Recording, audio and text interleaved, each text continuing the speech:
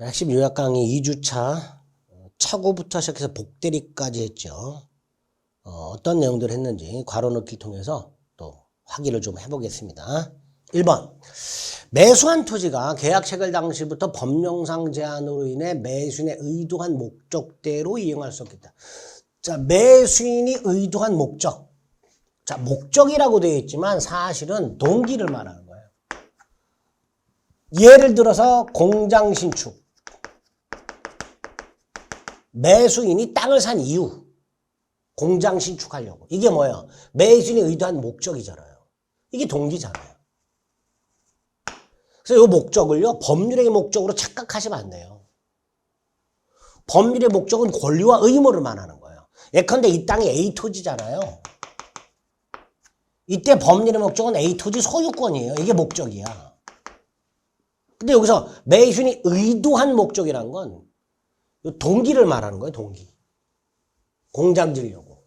그러니까 공장 지려고 땅을 샀는데 공장을 못 줘. 그건 무슨 착오예요? 동기의 착오가 되는 거죠. 그죠? 동기의 착오는 원칙적으로 착오가 아니다. 거기서 나오는 내용입니다. 자, 2번. 부동산 거래계약서에 서명 날인한다. 자, 지금 생각이 뭐예요? 부동산 거래예요. 근데 어디다가 날인했어요? 연대보증. 이게 표시야. 의사는 부동산 거래인데 표시는 연대보증을 한 거예요. 이게 무슨 착오예요? 제가 기억하시자 그랬죠? 표시상 착오. 전형적인 착오가 됩니다. 따라서 설령 기망이 있었다 하더라도 착오 취소만 가능할 뿐 사기 취소는 못한다. 그랬죠? 그것 때문에. 표시상 착오 기억하자. 3번. 착오가 법률행위 내용의 중요 부분에 착오가 되려면 그 기준 중에 하나가 뭐였었죠? 제가 꼭 기억해달라고 하는 거. 경제적 불이익. 그러니까 착오로 인해서 표의자가 경제적 불이익을 입은 것이 아니라면 중요 부분의 착오라고 할 수가 없다가 되겠죠. 그래서 중요 부분의 착오를 판단하는 기준 중에 하나가 경제적 불이익이 있다는 거 잊지 마시고요. 4번은 입증 책임이죠. 뭐뭐는 법률행위 내용에 착오가 있었다는 사실과 함께 그 착오가 의사표시에 결정적 영향을 미쳤다. 자, 여기서 의사표시에 결정 영향을 미쳤다가 뭐예요? 이게 중요 부분이에요. 중요 부분. 이거는 누가 증명해야 되는 거예요? 착오자.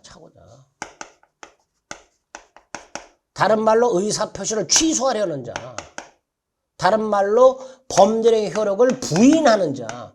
해설 보세요. 해설에 보시면 같은 표현이 나와 있어요.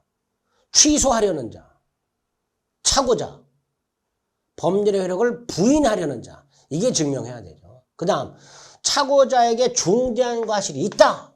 이건 누가 증명해요? 상대방. 다른 말로 취소를 저지하려는 자. 다른 말로 법률행위의 효력을 주장하는 자. 중요합니다. 입증 책임. 중요 부분을 누가 증명해야 되고 중대한 과실을 누가 증명해야 되는가. 대단히 중요하다. 자, 5번. 상대방이 있는 의사표시에 관해서 제3자가 사기 강박을 했다. 110조 2항. 갑이 을과 계약을 하는데 제3자가 사기 강박을 했다. 상대방이 알았거나 알 수 있었을 경우에 하나요? 취소할 수 있죠. 상대방이 알았거나 알 수 있었을 경우에 하나에 취소할 수 있다. 따라 상대방이 선의 무과실이라면 취소 못한다. 다만 얘가 만약에 상대방의 대리인이라면 그건 제3자가 아니라 상대방과 동일시하니까 이때는 상대방의 지부지를 묻지 않고 취소할 수 있죠. 그거하고 구별하셔서 110조 2항 기억하자. 6번 또 나왔네요.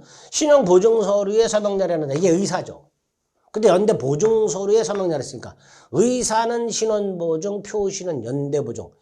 표시상 착오죠. 따라서 사기 취소할 수 없다죠. 꼭 기억하시죠. 착오 취소는 가능하지만 사기 취소할 수 없다가 됩니다. 7번. 강박은 취소할 수 있는데 다만 강박에 의해서 의사결정의 자유가 완전히 박탈됐다면 이때는 취소가 아니라 무효다라고 그랬죠. 무효. 8번. 발신 후 사정 변경. 상대방이 있는 의사표시는 상대방한테 도달함으로써 효력이 생기죠. 111조 1항. 그 다음 2항. 의사를 표시한 자가 그 의사 표시를 발송한 후 사망하거나 그 다음 제한 능력자가 되더라도 그 의사 표시 효력에는 아무런 영향이 없다. 즉 의사 표시는 그대로 효력이 생기다. 조문 암기해야 될 것 중에 하나죠. 제한 능력자. 사망하거나 제한 능력자가 되더라도 의사 표시 효력에는 영향을 미치지 않습니다. 9번 119조. 대리인이 여럿 있어요. 원칙이 뭐예요? 각자가 대리하죠. 다만 법률 규정이나 수권 행위를 통해서 공동대리 제한을 할 수는 있습니다. 각자 대리가 원칙이다. 10번 대리는 뭐뭐가 없으면 본인을 위해서 자기와 행위한다. 자기와 행위 뭐예요? 자기계약. 동일한 행위에서 당사 쌍방대리하지 못한다. 자기계약 쌍방대리 원칙적 금지 124조. 다만 예외 본인 허락 있으면은 할 수 있죠. 그 다음에 뭐 할 수 있어요? 채무이행 돈 갚는 거 124조. 대리는 본인의 허락이 없으면 본인을 위해서 자기계약 쌍방대리 하지 못한다. 그러나 본인의 허락이 없어도 채무이행은 할 수 있다. 조문 기억하셔야 됩니다. 11번 대리권은 뭐뭐로 인하여 소멸한다. 127조. 본인 뭐죠? 사망. 대리는 뭐예요? 사망뿐만 아니라 성년 후견 개시 파산까지죠. 파산. 본사 대사성파 127조. 임의대리와 법정대리의 공통된 소멸사입니다. 12번 대리행위의 효과는 누구한테 기속? 직접 본인에게 기속이 되죠. 대리행위의 효과는 직접 본인에게 기속이 된다. 13번 복대리는 일단 누구의 대리인이에요? 본인의 대리인이죠. 누가 선임해요? 대리인이 선임하죠. 누구의 이름으로 선임해? 대리인 자신의 이름으로 선임하죠. 그래서 대리인이 복대리인을 선임하는 행위는 대리행위가 아니라 그랬습니다. 대리행위라면 본인 이름으로 선임해야 돼요. 근데 대리행위가 아니니까 대리인 자신의 이름으로 선임한다 그랬습니다. 14번 무슨 대리인은 그 책임으로 복대는 선임할 수 있다. 누구죠? 법정 대리인이죠. 임의 대리인은 본인 승낙이나 부득이한 사유가 있을 때 하나요? 복대를. 그러니까 본인 승낙이나 부득이한 사유가 있는 때가 아니면 복대는 선임하지 못하는 게 임의 대리이고요. 120조. 반면에 법정 대리인은 122조. 법정 대리인은 그 책임으로 복대는 선임할 수 있다고 되어 있죠. 그게 120. 14번 임의 대리가 아니라 법정 대리인이 될 겁니다. 법정 대리인은 그 책임으로 복대리인을 선임할 수 있다. 이렇게 정리하시면 되겠습니다.